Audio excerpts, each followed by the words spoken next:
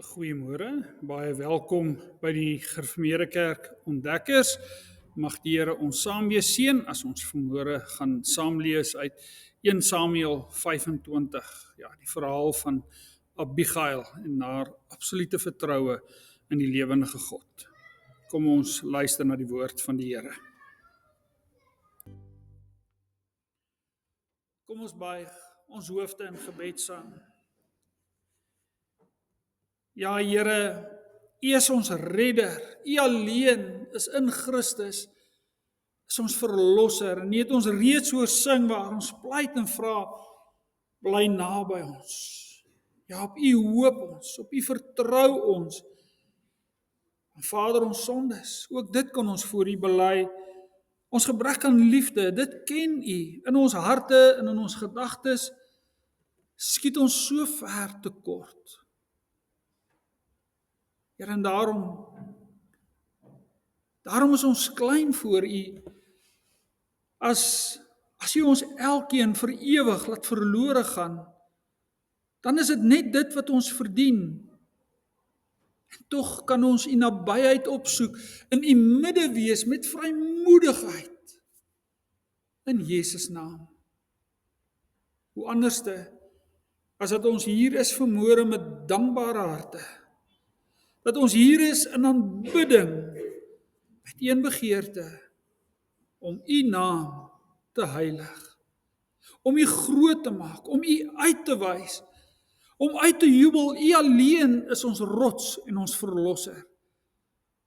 Wil U nou ons elkeen in ons harte lei deur U Gees, in die waarheid van U woord, versterk ons, bemoedig ons, vertroos ons. Here, en as daar in ons harte 'n skadelike weg is, wys dit aan ons uit deur U Gees en hou ons op paaie van geregtigheid tot die eer van U naam alleen. Bewaar ons daarteen dat ons U naam deur die modder sal sleep. Lei ons, verlig ons harte nou, ook in hierdie gedeelte waarna ons saam gaan luister. Bemoedig en ons, versterk ons. Dit pleit ons net in Jesus naam. Amen.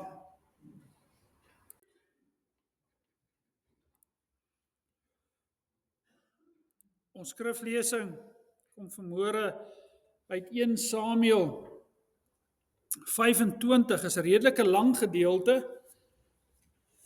Maar kom ons luister na hierdie aangrypende verhaal en julle kan dit gerus weer by die huis gaan saam lees. Samuel het gesterf. Die hele Israel het byeengekom en oor hom gerou. Hulle het hom by sy huis in Rama begrawe. Dawid het gereed gemaak en na die Paran-woestyn afgegaan. Daar was 'n man in Maon, wie se boerdery in Karmel was. Die man was baie ryk. Hy het 3000 skape en 1000 bokke gehad. Hy was juis besig om sy skape te skeer in Karmel. Die man se naam was Nabal en sy vrou se naam was Abigail. Die vrou het 'n goeie verstand en 'n mooi voorkoms gehad, maar die man was hard en 'n boosdoener. Hy was 'n afstammeling van Kaleb. Toe Dawid in die woestyn hoor dat Nabal besig is om sy skape te skeer, het hy 10 jong manne afgevaardig. Dawid het vir die jong manne gesê, gaan op na Karmel en gaan dan na Nabal, vra namens my hoe dit met hom gaan en sê dan so, voorspoed, vrede vir u huis en vir alles wat aan u behoort. Ek hoor nou dat hulle besig is om vir u te skeer. Wel, die herders wat aan u behoort was saam met ons. Ons het hulle nie verneder nie en hulle het niks vermis die hele tyd wat hulle in Karmel was nie. Vra maar vir u jong manne en hulle sal dit vir u bevestig. Laat my jong manne dan nou guns vind in u oë, want dit is 'n goeie dag waarop ons gekom het. Gee dan asseblief wat u byderhand het vir u dienaars en vir u seun vir Dawid. Die jong manne van Dawid het daar aangekom, aan Nabal al hierdie woorde namens Dawid oorgedra en toe gewag. Maar Nabal, die dienaars van Dawid, geantwoord en gesê, wie is Dawid?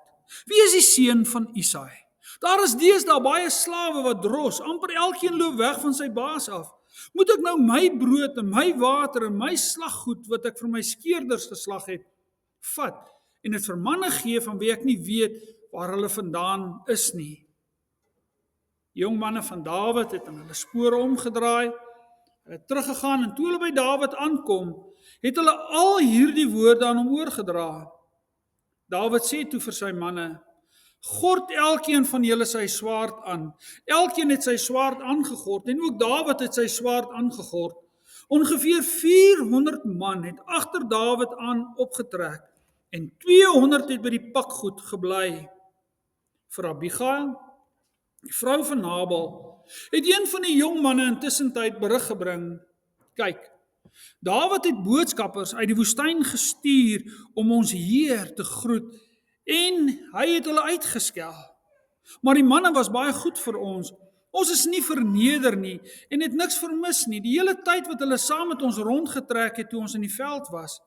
Hulle was 'n muur om ons, snags sowel as bedags, die hele tyd wat ons by hulle was terwyl ons die skape oppas.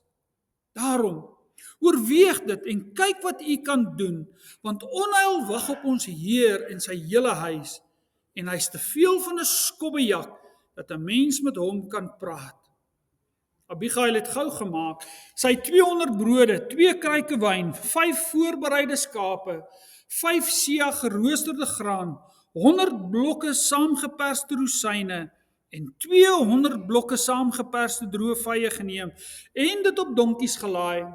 Sy sê toe vir haar diensmeisies: "Gaan voor my uit. Kyk, ek kom agterna." Vir haar man Nabal het sy egter nie daarvan vertel nie. Terwyl sy op die donkie ry en onder die beskutting van die berg afgaan, kom Dawid en sy manne juis af in haar rigting, sodat sy hulle ontmoet. Dawid het gedink: "Ek het beslis spiere verniet, alles wat aan hierdie man behoort, in die woestyn opgepas, sodat daar niks van alles wat aan hom behoort vermis geraak het nie. Hy vergeld my kwaad vir goed. Mag God my, Dawid, swaar straf as ek van almal wat aan hom behoort, een mansmens tot môreoggend laat oorbly."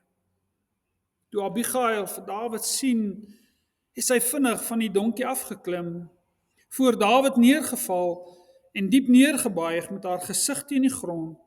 Sy het by sy voete neergeval en gesê: "Die blaam rus op my, my Heer. Laat my, u dienares, asseblief direk met u praat en luister na die woorde van u dienares. My Heer moet hom tog nie steur aan Nabal nie. Daardie skobbejak van 'n man, want so sy naam is, so is hy. Sy naam was Nabal en die dwaasheid loop saam met hom. Maar ek, u dienares, het nie die jong manne van my Heer wat u gestuur het, gesien nie. En nou, my Heer, so waar as die Here leef en u leef, die Here wat u daarvan weerhou het om by bloedskuld betrokke te raak, deur met u eie hand 'n oorwinning vir u self te behaal, mag hy dit nou met u vyande en met hulle wat daarop uit is om my Heer kwaad aan te doen, ja, gaan soos met Nabal. En nou, wat hierdie buitengewone geskenk betref wat u slavin vir my Heer gebring het, laat dit gegee word aan die jong manne wat in my Heer se voetspore volg. Vergewe asseblief die oortreding van u dienares, aangesien die Here beslis vir my Heer 'n bestendige huis sal vestig, omdat my Heer die oorlog van die Here voer. Mag onheil nie naby u kom solank u leef nie. En wanneer mense opstaan om u te agtervolg en die lewe bedreig, mag die lewe van my Heer dan toegebind wees in die sakkie van die lewendes by die Here, die God. Maar die lewens van die vyande, mag hy dit wegslinger uit die holte van 'n slingervel. Wanneer die Here aan my Heer al die goeie doen wat hy oor u uitgespreek het, en hy u aanstel as leier oor Israel, sal hierdie saak nie daar wees as 'n hindernis vir u en as 'n struikelblok in die gedagtes van my Heer nie. Dat u sonder rede onskuldig bloed vergiet het, en dat my Heer vir homself 'n oorwinning behaal het nie. En wanneer die Here aan my Heer goed doen, moet u aan u dienares dink." Toe sê Dawid vir Abigail: "Die Here, die God van Israel moet geprys word. Hy wat jou vandag gestuur het om my te ontmoet. Jou goeie oordeel moet geprys word. En jy moet geprys word omdat jy my vandag daarvan weerhou het om in bloedskuld betrokke te raak en met my eie hand vir myself 'n oorwinning te behaal. Maar aan die ander kant, so waar as die Here, die God van Israel leef, hy wat my daarvan weerhou het om jou kwaad aan te doen, sou daar, as jy my nie so gou tegemoet gekom het nie, sonder twyfel teen die môrelig nie 'n enkele mansmens van Nabal oorgebly het nie. Dawid het toe dit wat sy vir hom gebring het uit haar hand aanvaar en vir haar gesê, gaan in vrede op na jou huis. Kyk, ek het na jou geluister en ek is jou goedgesind. Tot sover lees ons, geseënd is hy wat hierdie woorde hoor en daarvolgens lewe. Ons gaan veral fokus op hierdie woorde in vers 28, eintlik die hele gedeelte, maar hier in vers 28 herinner sy vir Dawid aan God se belofte aan hom. Vergewe asseblief die oortreding van u dienares, aangesien die Here beslis vir my Heer 'n bestendige huis sal vestig, omdat my Heer die oorloë van die Here voer, mag onheil nie naby u kom, solank u leef nie.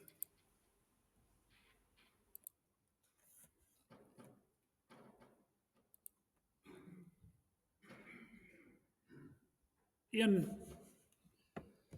van die ergste sondes, dink ek, wat ons baie keer doen, en ons almal is eintlik skuldig daaraan, omdat ons dit maklik kan wegsteek en nie so sigbaar is soos ander sondes nie, is om nie ten alle tye altyd op die Here te vertrou nie. Ons is so vinnig om self beheer oor ons lewens te neem, ons eie plan te maak, omdat ons dink, maar ons het 'n beter plan as God. Veral as dinge lyk of dit nie uitwerk soos wat ons dit wil hê nie. Dink maar aan Abraham en Sara, toe God se belofte om aan hulle 'n kindjie van hulle eie te gee, toe dit nie vinnig genoeg gebeur nie, toe maak hulle self plan met Hagar en Ismael. Ook Dawid, die man van wie die Bybel ons leer, is 'n man na God se hart, ja, as 'n dwaas, soos Nabal hom beledig. Dan wil hy God se plan in sy eie hande neem en dan wil hy nie maar net vir Nabal ook iets terugs gaan toesnou nie, of met 'n swaard 'n paar skapies uit hom uit afpers nie. Nee. Hy wil al die mans van Nabal gaan doodmaak. Hy wil Nabal se nageslag en sy bloedlyn van die aardbol afvee.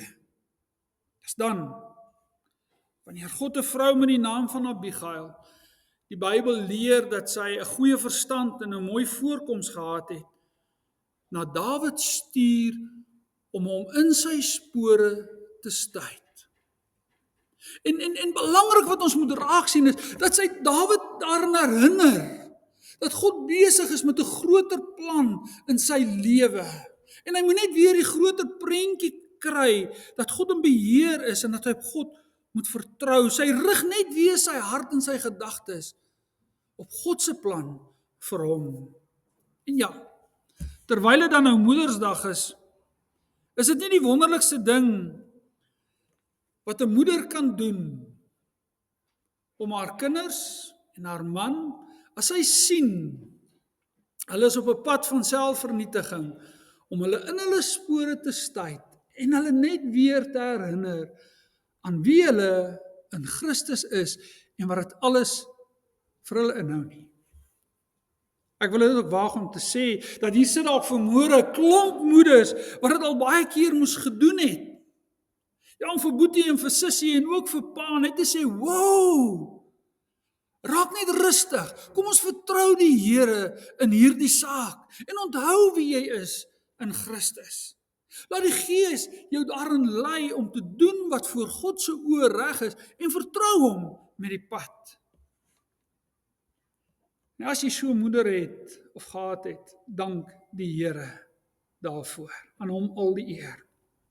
Nou die verhaal van Dawid is deel van 'n baie groter verhaal. Dawid se lewe het deel eintlik uitgemaak van 'n groter plan wat God met Israel, die volk Israel, gehad het. Dit was sy verbondsvolk. En ons moet onthou dat die hele Ou Testament is eintlik God se geskiedenis met sy volk op pad na die Messias, na Jesus Christus, wat later in 'n kruis moet sterf. God is op pad soontoe. In die hele Ou Testament is God doelbewus met daardie plan besig. Daarom is Jesus vandag ons Here. En hy is ons ewige koning en ons weet hy gaan terugkom om ons elkeen te kom haal, om ons elkeen na hom toe te vat. Sy koningskap, sy heerskappy, sy terugkoms is die groot waarheid waarin ek en jy ook vanoggend leef. Dit is die groter plan van elkeen van ons se lewens. Nou in die gedeelte waarna ons geluister het, blyk dit dat God se plan in die wiele gery gaan word. Ons weet, ons almal ken die verhaal van Saul, dat God klaar sy rug op Saul gedraai het as koning van Israel. Ons het gehoor ook dat die profeet Samuel, wat nog gerig het en gelei het as laaste rigter, die volk koers gegee het, dat hy ook gesterf het. Dawid, weet ons, was ook al reeds deur Samuel gesalf as die volgende koning. Maar Saul het alles gedoen in sy vermoë om Dawid dood te maak. As jy die vorige hoofstuk gaan lees, dan gaan jy lees daai bekende gebeurtenis van waar Dawid agter in die grot wegkruip en dan kom Saul voor in die grot in en dan gee God letterlik vir koning Saul vir Dawid op 'n skingbord. Tot sy manne sê vir hom, "Wie God het jou vyand aan jou gegee, maak hom dood. Dan is jy ontslaaf van hom." En Dawid het geweier om die gesalfde van die Here dood te maak. Hy het op God alleen vertrou om op sy tyd en op sy manier hom, Dawid, koning te maak. Ja, Dawid se vaste vertroue in God skitter uit in 1 Samuel 24. Net om in die volgende hoofstuk, in hoofstuk 25, ja, waar ons lees van Dawid, hoe hy hierdie vertroue weer prys gee. En weet julle wat, Dawid se verhaal is so my en jou se verhaal.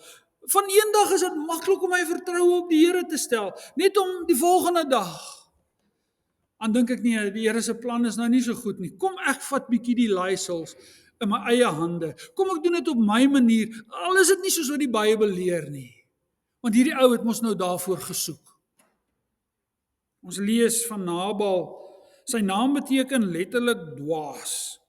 Ons het ook gehoor dat hy hard en 'n boosdoener was. Hy was met ander woorde 'n moeilike kaland.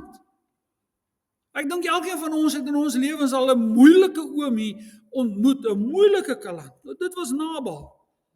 Tog was hy 'n welvarende en 'n invloedryke man met baie vee gewees. Hy was 'n skatryk man, lees ons hierso. Op 'n goeie dag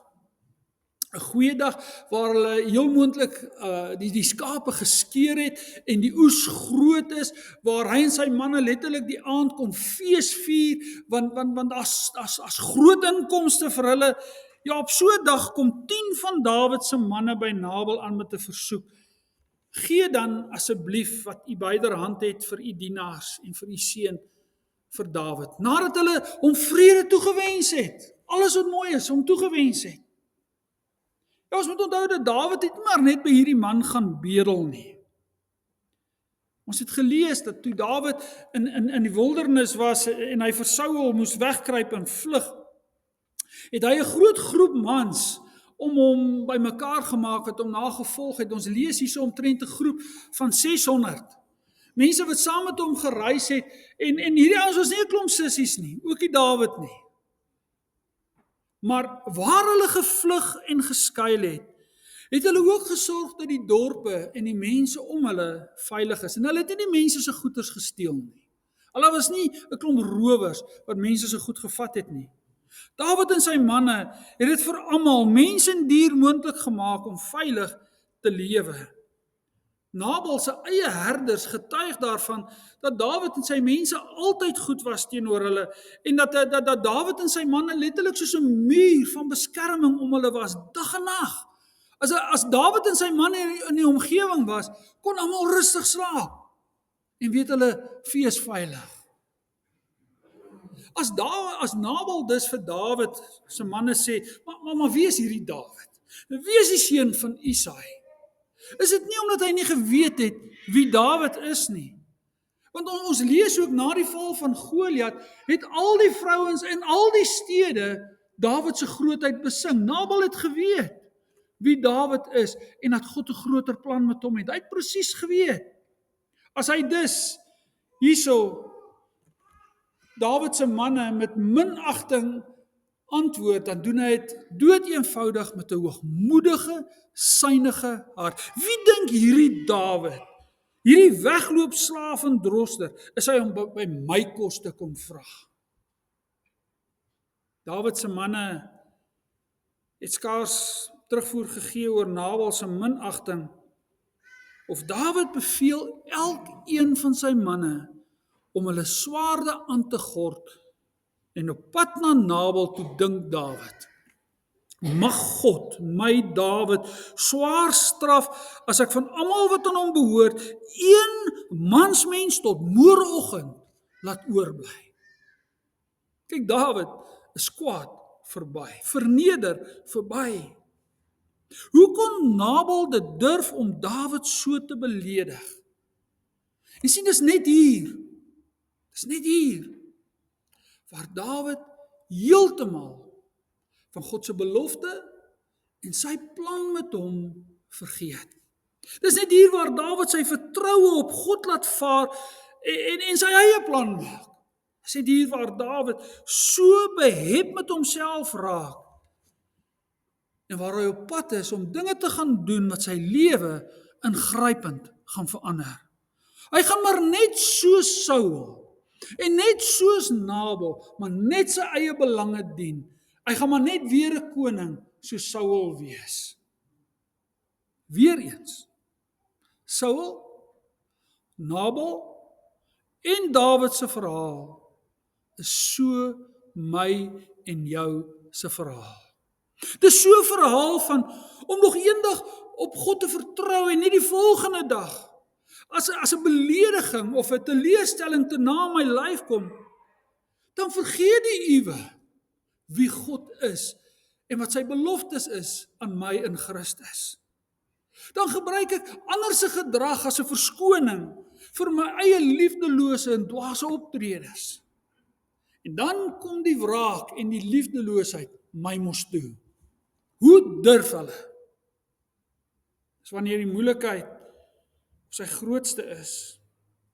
Wanneer God se plan met Dawid dreig om lelik skeef te loop. Wat die ware skoonheid van Abigail vir ons beskryf word. Abigail hoor van die moeilikheid op hande. En dan gedryf deur haar alles oorheersende vertroue in God tree sy op. Ja, die naam Abigail, as jy dit letterlik sou vertaal, dan vertaal dit, my vader is oorvloedige vreugde. Die woordjie wat vir vreugde gebruik word, die Engelse se woordeboeke, hulle sê dis 'n vigorous joy. Dis nie net bly wees nie. Mense, hierdie is 'n uitbundige, dis 'n oorvloedige vreugde. Sy het 'n oorvloedige vreugde in God gehad, in wie hy is, omdat hy die God is wat 'n beloftes maak aan sy kinders en sy kinders kan hom vertrou daarmee. Soos Nabal se naam hom as 'n dwaas gebrandmerk het, so gee Abigail se naam dit weg.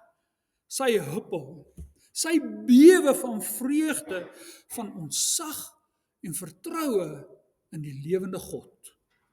God se beloftes van ewige liefde en trou. Net dit het haar hart laat jubel. In hom is al haar vertroue. Belangrik om raak te sien. Sy gaan tree tussen beide. Sy bemiddel en sy sorg dat 'n dwaas soos Nabal en al sy manne aan die lewe bly. As julle die verhaal verder gaan lees, dan sal julle lees dat 10 dae later, nadat hierdie gebeurtenis plaasgevind het, dan maak God vir Nabal dood, kom ons sê in vandag se taal, in 'n hartaanval. En dan gaan Abigail die vrou van Dawid word. Ja, sy bemiddel en sy sorg dat daar nie bloedverlies is nie. Maar ook, sy keer dat Dawid 'n dwaase ding met Nabal doen, en dat hy maar net nog 'n koning soos Saul word, want so 'n koning het Israel nie nodig gehad op daardie tydstip nie. Abigail gaan Dawid tegemoet en buig voor sy voete neer. Mense, ons sukkel om dit te snap. Maar kry in jou gedagtes, hier storm 'n man van 400 mans, hulle swaardes klaan hulle skede. Hy is boosaardig kwaad. Hy gaan nou moord pleeg. En hier kom een vrou. Sy gaan buig voor hom. Sy onderwerp haar geheel en al aan sy gesag. Kop afkap, dan moet jy maar kap. Op wie vertrou Abigail? Op God alleen. En dit maak 'n groot verskil in alles in hierdie hoofstuk. Haar absolute vertroue in God alleen. En dan kom sy nog en sy gaan verder. Sy bely dat alles is eintlik haar skuld. Mense, stel jou voor, jy gaan bely jou skuld voor 'n kwaad en 'n boosaardige kwaai koning Dawid met sy swaard en sy skede. Sy bely, vergewe asseblief die oortreding van u dienares. Om voor 'n Dawid wat reeds vir Goliat met sy eie swaard doodgemaak het en wat nou met sy swaard en sy skede so woedend is dat hy op pad is om moord te pleeg, om hom te stop en te bely, maar alles is my skuld. Sjoe, jy moet God vertrou met hierdie saak.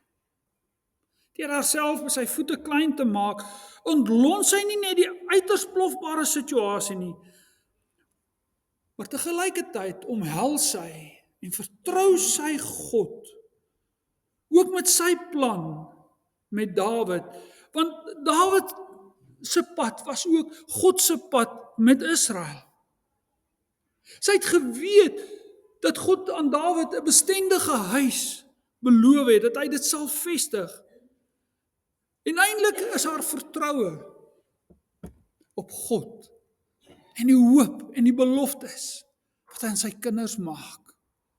Sy is besorg oor Dawid wat hy doen, want dit gaan ook haar huis raak, maar nie net haar huis nie, dit gaan ook haar volk, die hele Israel raak. Ja, Israel het nie nog so 'n koning nodig wat sy eie belange dien nie. Daarom pleit sy by Dawid se voete, mag onheil nie naby u kom solank u leef nie. En dan gaan sy verder deur vir Dawid te herinner dat hy net weer die groter prentjie in gedagte kry. Dat hy net weer onthou God se belofte aan hom. Ja, sodat Dawid op God alleen kan vertrou. En ook net weer God se beloftes aan hom kan omhels. Hoor hoe mooi stel sy, dit is so mooi. Wanneer die Here aan my Heer al die goeie doen wat hy oor u uitgespreek het, en hy u aanstel as leier oor Israel, sal hierdie saak nie daar wees as 'n hindernis vir u en as 'n struikelblok in die gedagtes van my Heer nie. Dat u sonder rede onskuldige bloed vergiet het en dat my Heer vir homself die oorwinning behaal het nie. En dan gaan sy nog verder. Sy gaan ook en dan herstel sy die dwaasheid van Nabal deur in al Dawid se mans se behoeftes te voorsien, want ons het gelees 200 brode, 2 kruike wyn, 5 voorbereide skape, 5 seah geroosterde graan, 100 blokke saamgeperste rosyne en 200 blokke saamgeperste droë vye. Sy versorg Dawid se mans. Sien julle iets in Abigail se optrede van wat Paulus later in die Filippense brief, as hy vir ons sê, dieselfde gesindheid wat in Christus is, moet ook in julle wees. Hier doen Abigail presies dit wat Christus ook met ons kom doen het. Ja, om die groot konflik tussen ons en God te herstel, het Christus ook tussen beide getree deur 'n slaaf te word, deur ons sonde op hom te neem. Sê maar, dis my skuld. Dis my sonde. Ek sal die skuld hiervoor dra. Deur sy gehoorsaamheid en sy vertroue in die Hemelse Vader, het hy ook in ons plek gesterf. En as opgestaane Here, seën hy ons elkeen. Hy gee vir ons in oorvloed, deur met sy Gees in ons harte te kom woon, sodat ek en jy elke dag in 'n innige vader-kind verhouding kan lewe. Sien julle dat hoe Christus ook die konflik tussen ons en God uit die weg uitruim, dat ons iets daarvan sien in die wyse hoe Abigail optree. En daarom kom Paulus en hy sê, dieselfde gesindheid moet ook in julle wees. 'n Christusgesindheid. En Dawid, as die Heilige Gees deur Abigail tot sy hart spreek, prys hy die God van Israel en erken hy dat God haar na hom toe gestuur het en dat deur haar het God hom van bittere, slegte gevolge gespaar.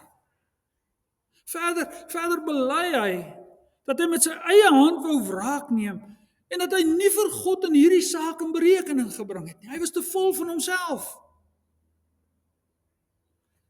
Wat 'n merkwaardige vrou is hierdie Abigail nie. Deur 'n Godvreesende Abigail kom die Heilige Gees ook na elkeen van ons toe vanmôre. En sy boodskap is baie, baie, baie duidelik. Wanneer dwaase mense of slegte gebeure my tot dwaasheid wil dwing, dan wil die Gees ook vanmôre opnuut in elkeen van ons 'n Christus gesindheid fokus. Veral in daai tye van konflik. Daai tye wat ons so vol is van onsself, dat ons die leiersels in eie hande wil neem en dinge doen wat slegte gevolge het. En wanneer ons nie werklik op God vertrou nie. Ja, wag op God. Vertrou op hom alleen met jou hele lewe. Klim van jou eie troontjie af en kyk heeltemal weg van jouself af. Vertrou God met die gebeure, met die goeie en die slegte, maar ook met die tydsberekening van dinge. Veral wil die Gees ons gedagtes ook fokus op die groter prentjie van God se belofte aan elkeen van ons. Die beloftes wat hy vasmaak, seker maak in Christus die gekruisigde, die Here wat opgestaan het, wat weer op die wolke gaan terugkom. In Christus is ek en jy reeds meer as 'n oorwinnaar. Ons is mede-erfgename van alles wat aan Christus behoort. Ons hoef nie te beklei asof hierdie wêreld en hierdie koninkrykies en ek met my ego die einde van alles is nie. En niks in tyd of ewigheid kan ons skei van God se liefde vir ons nie. Maar die Gees roep ons ook elkeen op. Hy roep ons ook elkeen op om mekaar te vermaan. Wanneer ons mekaar sien dat my broer, my suster of 'n geliefde van my is op 'n pad van selfvernietiging. Die Hebreërskrywer skryf, spoor mekaar elke dag aan, solank daar nog 'n vandag sprake is, sodat niemand van julle deur die verleiding van sonde verhard word nie. Ons het inderdaad deelgenote van Christus geword, mits ons eindtyd stewig bly vashou aan ons aanvanklike geloofsvertroue. Ja, dis nie liefdeloos of judgmental om vir iemand te wys, hy of sy is op 'n dwaase pad van selfvernietiging nie. Dis liefdevol en dit gaan partykeer baie durf vra. Soos Abigail, net op God moet vertrou. En ek dink vir alles dit by familie kom. Dis die moeilikste mense om konflik mee te hanteer. Of is dit net die stolsies? Dis so die moeite werd om van jou eie troontjie af te klim en om God met alles te vertrou. Om ook met 'n Christusgesindheid, ook in die moeilikste sake, waar jy soms alle reg het om verkeerd op te tree, op God alleen te bly vertrou. Mag die Heilige Gees ook in elkeen van ons harte 'n Abigail vertroue, 'n oorvloedige vreugde in God se almag en sy tydsberekening en sy beheer oor alle dinge. Mag hy so 'n vertroue in ons harte vestig. Moenie dat die kwaad jou oorwin nie, maar oorwin die kwaad met die goeie, want die Gees het ons reeds ons harte en ons gedagtes gefokus op hom wat beloof het, hy kom terug. Amen.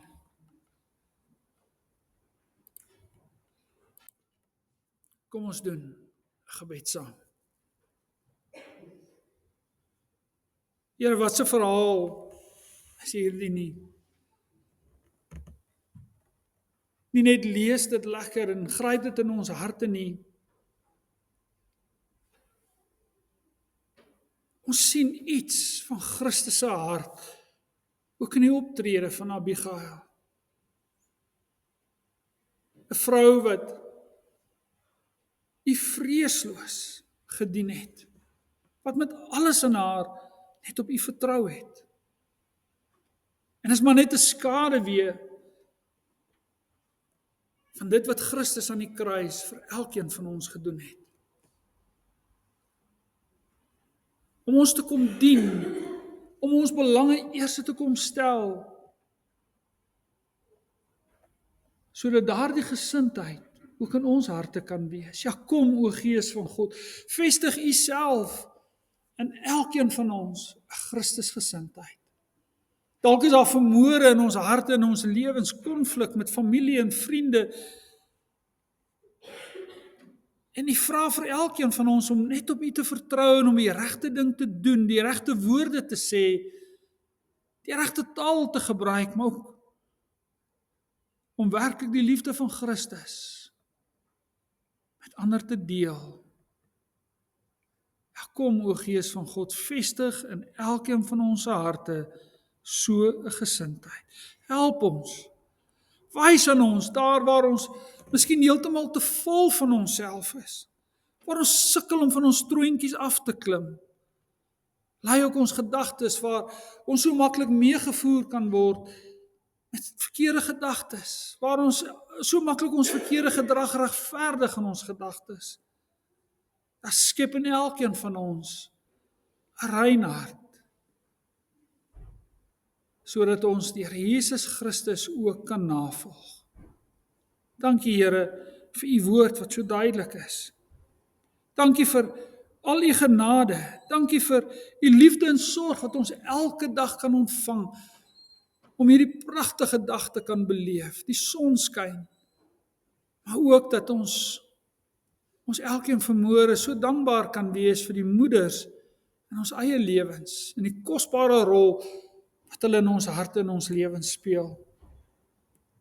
Dankie Here vir U sorg, U liefde en genade. Wees by elkeen van ons as ons van hier gaan, in hierdie week by ons werke, skole, en met al ons uitdagings, ook met die konflik in ons lewens.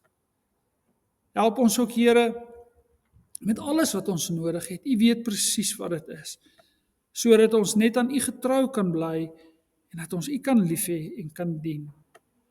Ons dink in ons gebed aan hulle wat siek is, wat aansterk na operasies by die huise en by nasorg.